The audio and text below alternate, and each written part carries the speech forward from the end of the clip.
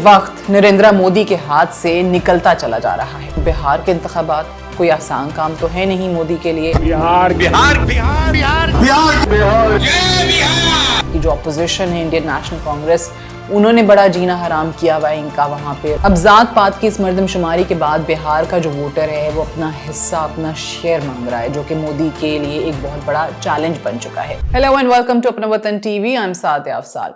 लगता ऐसे है कि वक्त नरेंद्र मोदी के हाथ से निकलता चला जा रहा है। एक तरफ उनको पाकिस्तान के हाथों जंग हारने का गम खाए जा रहा है, दूसरी तरफ अफगान तालिबान रिजीम और वहां पे मौजूद दहशतगर्द उनके किसी काम के नहीं है।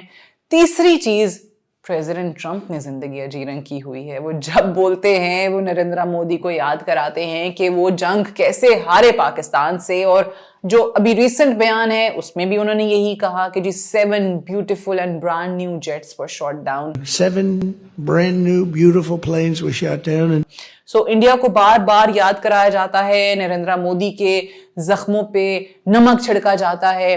प्रेसिडेंट ट्रंप उनको कहते हैं कि जी जंग चल रही थी और कैसे नरेंद्र मोदी ने मुझे फोन किया और कहा कि जी मुझे बचाओ पाकिस्तान के तेज मिसाइलों से, और मैंने फिर जंग बंदी करवा दी। ये चीजें चल ही रही हैं और ऐसे में इंडियन रियासत बिहार के इंतखाबात कोई आसान काम तो है नहीं मोदी के लिए। अब अगर बिहार की आप बात करें तो तीसरी बड़ी स्टेट है और यहाँ पे मसाइल बहुत ज़्यादा हैं, गुर्बत है, बेरोज़गारी है, फिर ऊपर से इनकी जो अपोजिशन है इंडियन नेशनल कांग्रेस, उन्होंने बड़ा जीना हराम किया हुआ है इनका वहाँ पे। राहुल गांधी को अगर आप देखें तो वो आपको अपनी कैंपेन्स के अंदर मोदी पे तनकीद के नश्तर बरसाते हुए दिखाई देंगे। वो बताते हैं आपको कि जी महाराष्ट्र का इलेक्शन इन्होंने चोरी किया, हरियाणा का इलेक्शन इन्होंने चोरी किया, यहाँ पे भी उन पे वोटर लिस्टों में तब्दीली के इल्जामात लगाए जा रहे हैं। यहाँ पे भी राहुल गांधी जो है वो मोदी के हवाले से कह रहे हैं कि मोदी वो शख्स है जो इंतखाबात जीतने के लिए कुछ भी कर सकता है। और एक जलसे के अंदर उन्होंने कहा कि अगर आप मोदी को कहेंगे कि नाच के दिखा दो यहाँ स्टेज पे आके, वोट मिलेंगे, तो वो नाच के भी दिखा देगा। ये राहुल गांधी के अल्फाज हैं, मैं नहीं कह रही हूँ। तो आपको ये तमाम तर चीज़ें मोदी के लिए उनके जो मसाइल हैं वो बढ़ाती हुई नज़र आती हैं। फिर अगर मोदी की जो मौशी पॉलिसीज़ हैं उनको देखें तो वो राहुल गांधी जो हैं वो उनको डीमोनेटाइजेशन पॉलिसी और उनकी जीएसटी की जो पॉलिसी है उसका कितना नुकसान हुआ है छोटे कारोबारों का, ख़ास तौर से वो याद कराते नज़र आते हैं। वो ये भी बताते हैं बिहार में खड़े होके कि जी ये जो फ़ोन आप इस्तेमाल करते हैं ये तो आज भी मेड इन चाइना है, हालांकि होना तो ये चाहिए था कि उस पर लिखा हो मेड इन इंडिया या मेड इन बिहार। ये राहुल गांधी उनको बार बार याद कराते हैं।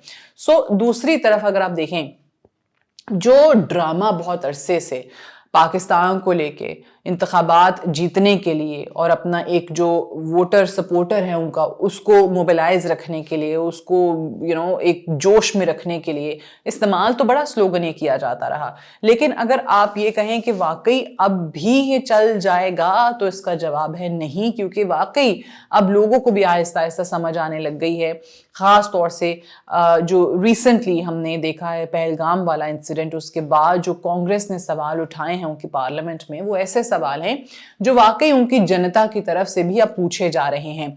सो ये जानना भी यहाँ पे ज़रूरी है कि हम बिहार की बात कर रहे हैं तो बिहार के इंतखाबात आखिर ज़रूरी क्यों हैं। जैसे मैंने कहा कि एक तीसरी बड़ी रियासत है, मसाइल बहुत ज़्यादा हैं और बीजेपी के लिए इसको एक अच्छे नंबर से जीतना अहम है, क्योंकि उनको लगता है कि अगर हम यहाँ पे अच्छा स्कोर नहीं कर सके तो फिर हमारी जो जमात है बीजेपी उसका जवाल शुरू हो जाएगा।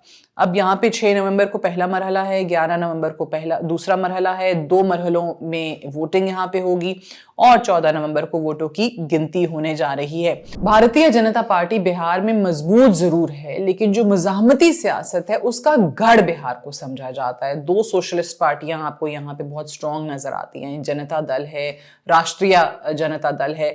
अब यहाँ पे भी अगर आप बात करें बिहार के अंदर भी बीजेपी का अपना कोई उम्मीदवार नहीं है चीफ मिनिस्टर के लिए और वो नीतीश कुमार पे रिलाई कर रहे हैं। नीतीश कुमार के बारे में लोग कहते हैं कि जी ये जिस भी पार्टी में हो उसको वोट पड़ जाएगा, बीजेपी का इससे कोई ताल्लुक नहीं है, बीजेपी हो या ना हो। पिछले इलेक्शंस में भी देखें तो बड़ा स्लिम मार्जिन था और वो भी अलायंस की वजह से, एनडीए में होने की वजह से ये लोग हुकूमत बना पाए थे, अदरवाइज पॉसिबल नहीं था। क्योंकि अगर आप देखें तो आरजेडी जो है बहुत क्लोज थी, बल्कि इनसे 1 वोट उनका ज्यादा था। बीजेपी ने 74 वोट हासिल किए थे, आरजेडी ने 75 वोट हासिल किए थे, लेकिन जनता दल यूनाइटेड को साथ मिला के बीजेपी हुकूमत बनाने में यहाँ पे कामयाब हो गई थी।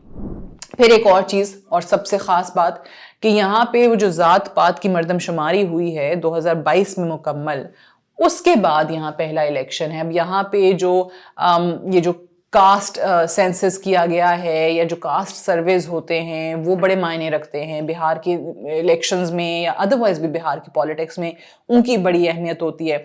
अब अगर आप देखें जो इंतहाई पसमानदा तबकात जिनको कहते हैं, एक्सट्रीमली बैकवर्ड क्लासेस, अब वो रियासत की सबसे बड़ी आबादी है, 36%, you'll be surprised, 36%, जिसमें 112 ज़ेली जातें जो हैं वो शामिल हैं, यानी सब क्लासेस उनको कह लें या सब कास्ट्स जो हैं वो इनको कह लें। फिर पसमानदा तबकात जो हैं वो 27% हैं और दलित और ट्राइबल जो बिरादरियां हैं तकरीबन 21% हैं, यानी 80% वो आबादी है जिसको मोदी टारगेट कर रहा है। और जबकि बिहार में अगर आप देखें मुसलमान जो हैं वो आबादी का 17.7% बनते हैं। सो बिहार की इंतखाबी मुहिम इस हवाले से भी मोदी के लिए बहुत ज़्यादा चैलेंज बन रही है, क्योंकि आप हर जगह पे देखें जो भी एक्सट्रीमली बैकवर्ड क्लासेस हैं उनके हवाले से ही कहा जाता है कि उनका और मोदी का या बीजेपी का एक डिस्कनेक्ट आपको नजर आता है।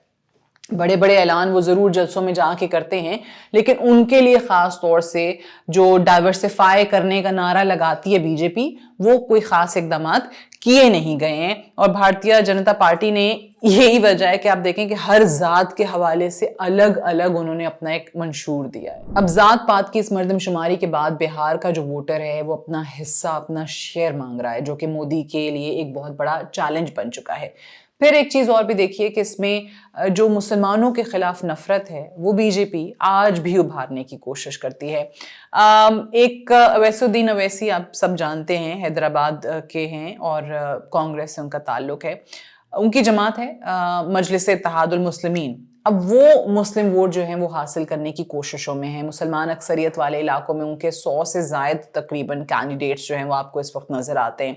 देखना यह है कि एक नई मर्दमशुमारी के साथ मोदी का जादू चलता है या कांग्रेस का जादू चलता है, लेकिन जो भी हो मोदी की पॉलिसीज़ की वजह से उनके लिए मसाइल ज़रूर खड़े हो रहे हैं और उनके ऊपर जो इस वक्त सवालात उठाए जा रहे हैं वो इतने ज़्यादा तल्ख हैं और वो इतने ज़्यादा हैं कि उनका जवाब देना उनके लिए एक बड़ा मसला बनता चला जा रहा है। और साथ ही साथ जैसे हमने आपको बताया कि जो मुज़ाहमती सियासत है उसका गढ़ बिहार को समझा जाता है, तो बिहार के अंदर इस वक्त जो मुज़ाहमती सियासत हो रही है वो भी मोदी जी के आड़े आ रही है।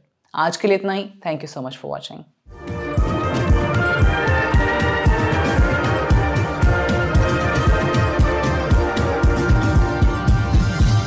You are watching अपना वतन।